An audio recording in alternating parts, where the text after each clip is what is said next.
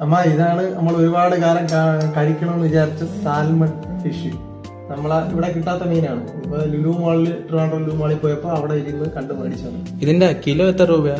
ഇത് കിലോ 2500-3000 രൂപയാവും. നമ്മളത് ഒരു 300-350 ഗ്രാമേ വാങ്ങിച്ചോളൂ.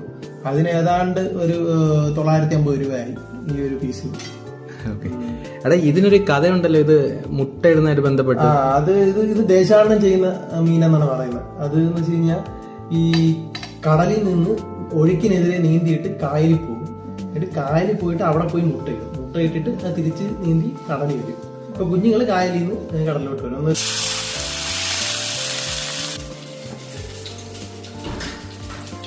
ചൂടുണ്ടല്ലേ?